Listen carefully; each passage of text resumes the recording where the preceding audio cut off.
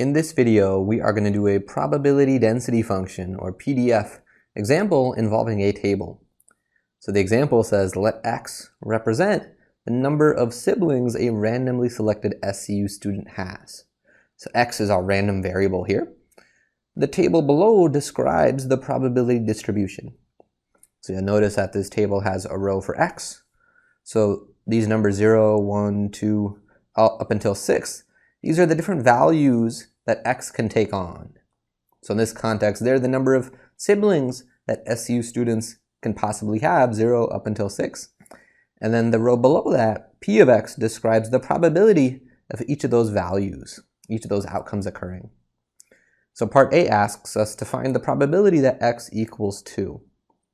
So the probability that X equals 2 means the probability that a randomly selected student has 2 siblings. And the table tells me that that is 0.27. And that's it. That's all there is to that question. Pretty short one. So let's do part B, which is find the missing probability.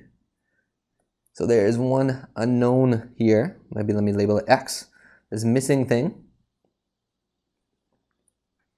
Or actually, since we're denoting X to be a random variable, maybe let me call it something else like A. Okay, so the probabilities of all the outcomes summed, if I look at the sum of the probabilities should be equal to 1.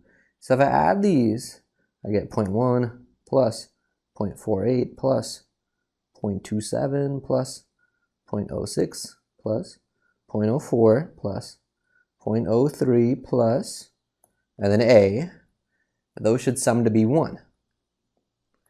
And if I add up these first several terms, this gives us 0.98. So if we isolate for that variable, A, it equals 1 minus, and we have to subtract 0.98. And subtracting gives us 0.02. So that's that missing probability. So one final part of this example. So part C, zooming out here, part C asks us to find the probability that a randomly selected student has more than 2 siblings. So if I practice using our notation for random variables, this wants us to find the probability that X, our random variable, is greater than 2. We want to have greater than 2 siblings. So looking at my table of values, I got to add up all the probabilities for the outcomes that are, for the values that are bigger than 2.